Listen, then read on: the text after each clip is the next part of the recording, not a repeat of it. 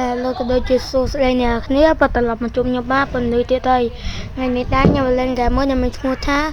Modern Mystery ឬក៏គេហៅកាត់ថា MM2 ឥឡូវយើងធ្វើការមកជ្រើសវគ្គតទៅពីយើងជ្រើសវគ្គហើយខ្ញុំឡើងទៅឡើងបន្ទប់សម្ងាត់របស់ខ្ញុំដើរចូលកន្លែងនេះមកចូលក្នុងនេះយើងអឺតមើលក្នុងនេះ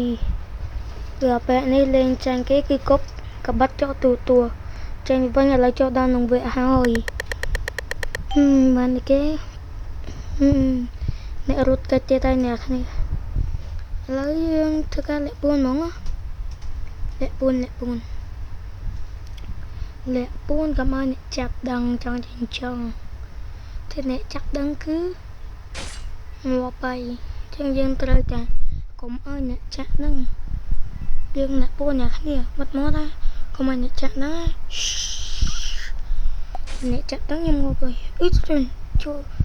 យគេហេជួយ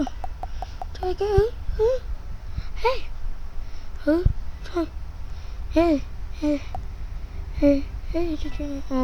សេញវិញបានហើយទៅយើងមើលសិនទៅយើងលាក់ពួននេះក្នុងគោលបំណងគឺ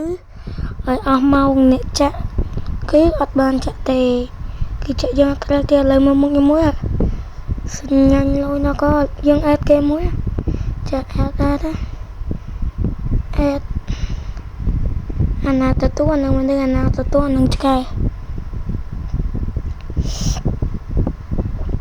អាយ៉ាទទួលហ្នឹងអែបាត់ចោលហ្មង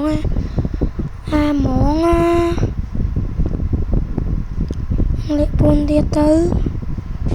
កុំឲ្យគេដឹងមកគេដឹង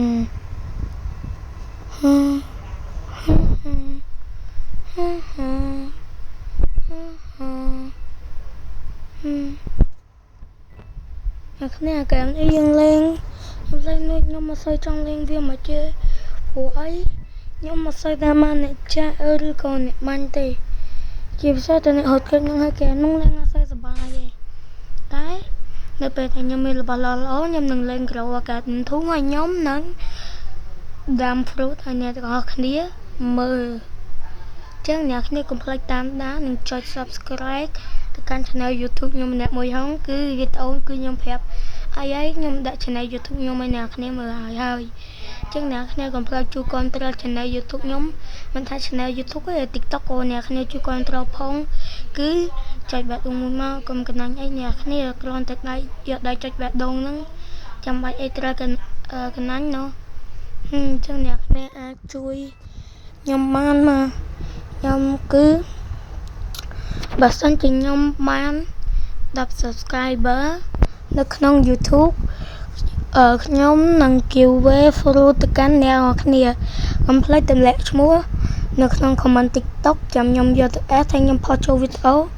ក្នុង YouTube តែម្ដងអ្នកគ្នាចឹងអ្នកគ្នាកុំភ្លេចជួយ subscribe ខ្ញុំឲ្យបាន10 subscribe ក្នុង YouTube ផងចាំខ្ញុំលេង giveaway